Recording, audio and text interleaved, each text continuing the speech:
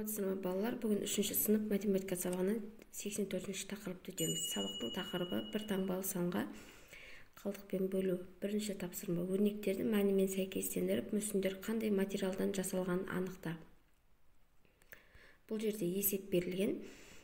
200-ді 3-ке көбейтеміз 600, 600-ден 300 аламыз 300. Қарасай батыр ескерткіші металдан жасалған екен. 400-ді 2-ге көбейтеміз 800, 1000-нан 800 алып тастаймыз 200. Сұлтан бейбарыс ескерткіші тастан жасалған екен. Келесі 20-ны 3-ке көбейтеміз 60, 60-ға 40-ты қосамыз 100. Батыр мүсіні ағаштан жасалған екен. Келесі тапсырма: қорапқа 12 қарындашты 6-дан бөліп сал. 12-ні бөлеміз 6-ға. 12 бөлу 6 тең болады 2. Келесі: қорапқа 14 қарындашты 6-дан бөліп сал. 14-ті бөлеміз 6-ға тең болады 2 және 2 қалдық. Қорапқа 5 қарындашты 6-дан бөліп сал. Кішкентай санды үлкен санға бөлетін болсақ 0 және бастапқы санның өзі шығады, қалдық болып. Келесі тапсырма: көркем еңбек сабағында балалар 20 қоянның мүсінін жасады. Оларды әр қатарға 9-дан қойды. Қанша қатар шықты, қанша мүсін артылып қалды? Енді біз 20-ны 9-ға бөлеміз. 20 бөлу 9 тең болады 2 және 2 қалдық. Келесі тапсырма: қалдықпен бөлуді орында және тексер. Тек бөлу берілген. Мен сіздерге есептің мәнін айта кетейін, соны мұқият дәптерлеріңізге жазып аласыздар. 29-ды 7-ге бөлеміз 4, 1 қалдық. 85-ті 9-ға бөлеміз 9, 4 қалдық. 19-ды 2-ге бөлеміз 9, 1 қалдық. 46-ны 5-ге бөлеміз 9, 1 қалдық. 680-ді 80-ге бөлеміз 8, 40 қалдық. 88-ді 9-ға бөлеміз 9, 7 қалдық. 130-ды 60-ға бөлеміз 2, 10 қалдық. 10 қалдық.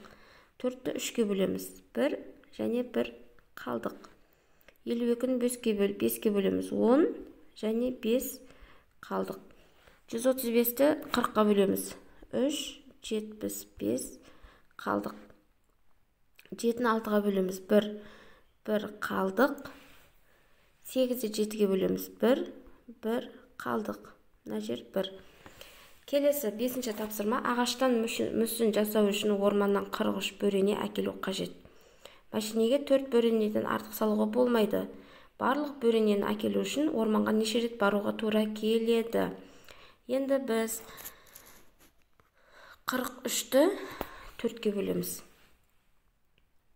43 бөлу 4 тең болады 10 және 3 қалдық.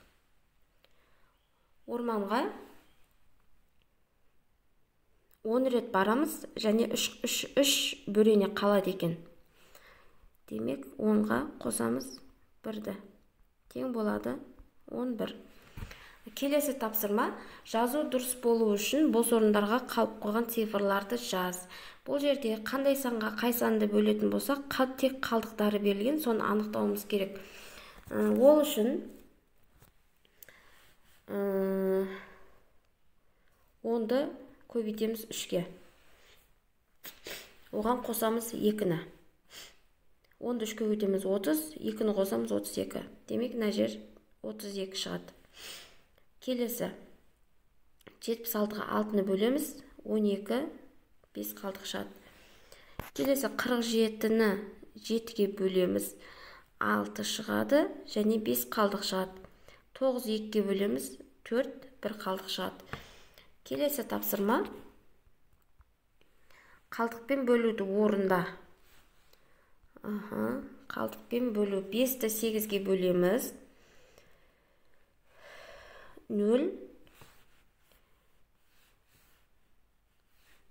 5-ті 8-ге бөлеміз 0. 5 қалдық. 4-ті 6-ға бөлеміз 0.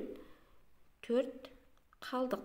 Естеріңізде болсын, кішкентай санды үлкен санға бөлгенде 0 шығады, және бастапқы санның өзі қалдық сан болып шығады. 50-ті 9-ға бөлеміз 5 және 5 қалдық. 48-ті 7-ге бөлеміз 6 қалдық.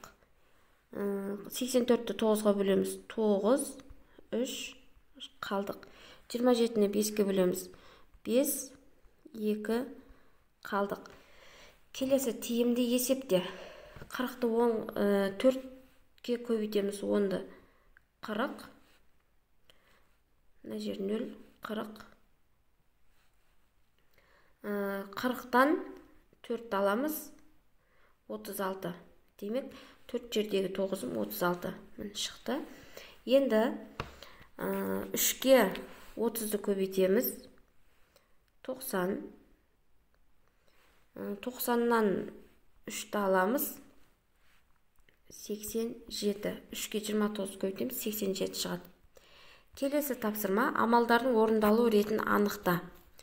Өрнектерді баған түрінде жазып, оларды есепте. Сіздерге тек есептің мәнін айта кетейін. Өздеріңіз баған түрінде орындап, үйде тексеріп көрсеңіздер болады. Бұл жерде бірінші жақшаның іші орындалады, содан кейін барып сыртындағы амалына қарап, жақша сыртындағы амалына қарап есептейміз. Бірінші есептің мәні 638.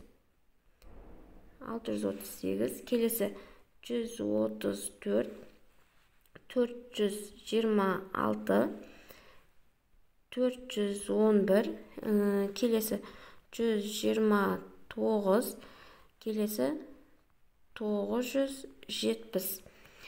Келесі тапсырма: мүсіншілер бақтағы 4 сая жолды безендіру үшін 38 мүсін жасады. Әр сая жолдағы мүсіндер теңдей болу үшін тағы неше мүсін жасау қажет? 38-ді 4-ке бөлеміз. 38 бөлу 4 тең болады 9 2 қалдық. Енді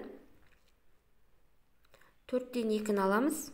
4-тен аламыз 2-ні. Тең болады 2. Бізге тағы да 2 мүсін жасау қажет екен. Бүгінгі сабақ балалар осымен аяқталды. Каналға тіркеліп қойыңыздар. Сау болыңыздар.